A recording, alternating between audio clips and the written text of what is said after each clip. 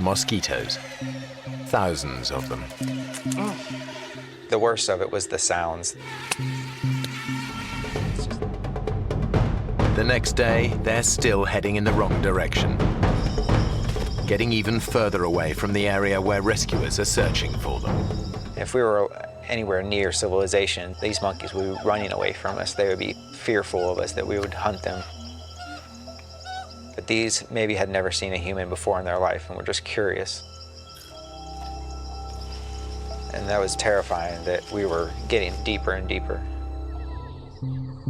Night falls, and with it comes the nocturnal predator their shelter can't protect them from. Mosquitoes. Thousands of them.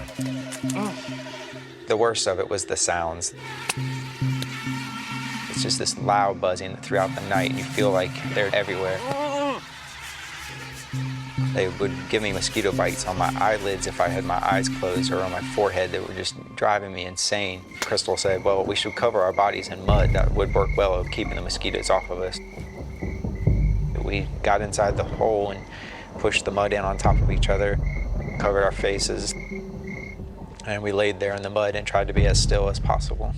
A massive tropical thunderstorm is building in the skies above them, and it's about to put them in the greatest danger yet. They've never experienced anything like it.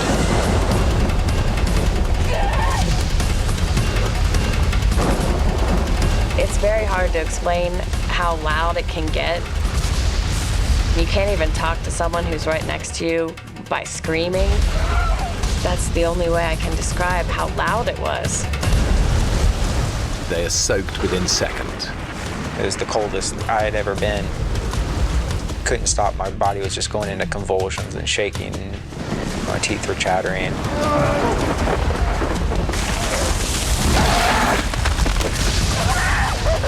Lightning brings down a huge tree dangerously close to them. If it had landed on us, we surely would have died in that. 24 hours later, Dave and Crystal's situation is bleaker than ever. They are still hopelessly lost. And as their fifth night approaches, it's Dave who's struggling. Drained by lack of sleep and the effort of keeping Crystal going, he desperately needs rest.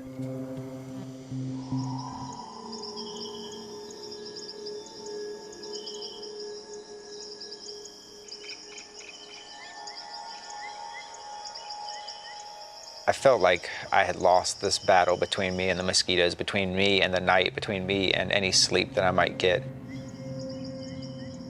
For the first time, Dave thinks they might not make it out of the Amazon alive.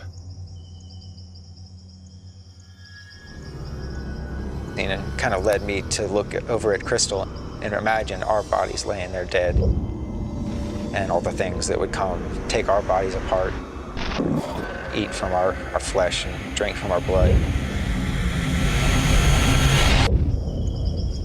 If we were going to die out there, I wanted to have some record of what we went through. So as Crystal was laying there in the sand, I wrote in the sand next to her, 6th day lost.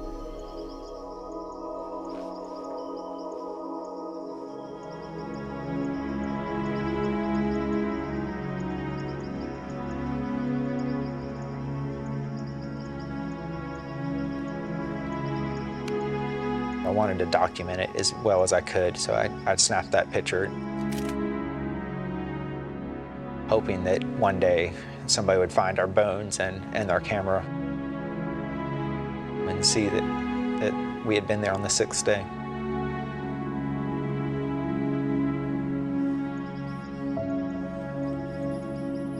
That's when I started to think personally about my life. I did not have a close relationship with my family. I had never told my mother that I loved her. I had never told my family how much they meant to me. It was killing me, and I wasn't going to have that opportunity if I died out there.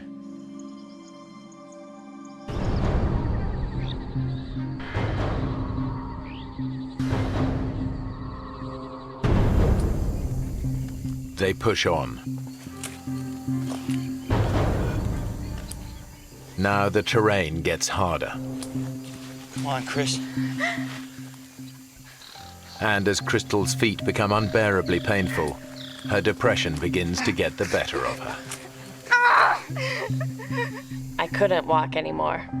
I would try, and I would fall down.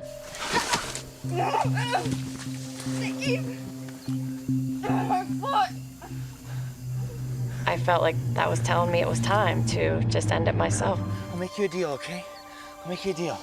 I told her, you don't want to go through another night, I know that, and if it gets to be tonight and we have not made our way out, I will give you the knife. You gotta give me everything you got today. Crystal accepts Dave's deal. Everything you got today. If they aren't out of the forest by dusk, they will both kill themselves. We'll do it together. I put a specific time frame on the rest of our life. We were either going to get out and live the rest of our life really happily, or that was going to be the end. Crystal can now see an end to her ordeal. Sit down. Sit down here. On here. Come on. She was like, what time is it? Is it nighttime? Is it getting close enough? Come on! But Crystal can't keep going.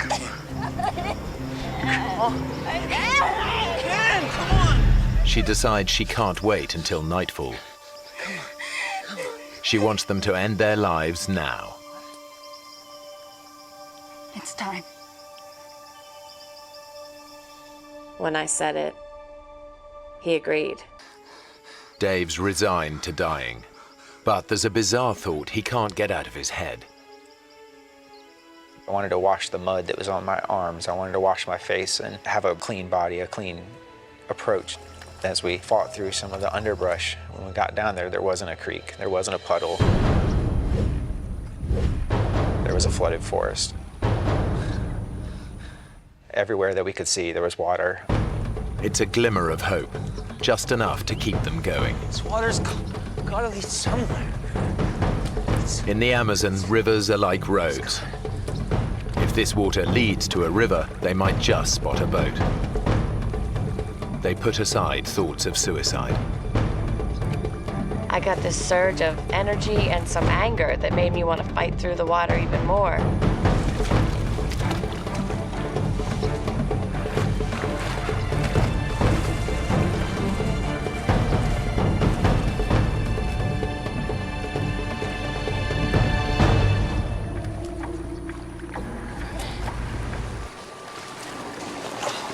Dave, look! I thought to myself, I've got to be hallucinating. I said, David, am I really seeing that? You know, is that really real? And he said it was. Hey! Hey! Hey! He didn't wave back at us. It seemed like he was miles away. We immediately just started screaming, help, help, help, help me, please.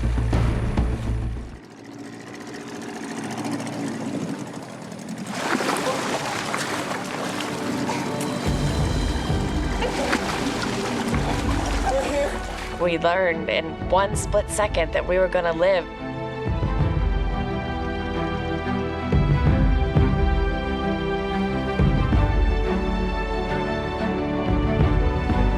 I was screaming and crying and just definitely the best moment I've ever had in my life.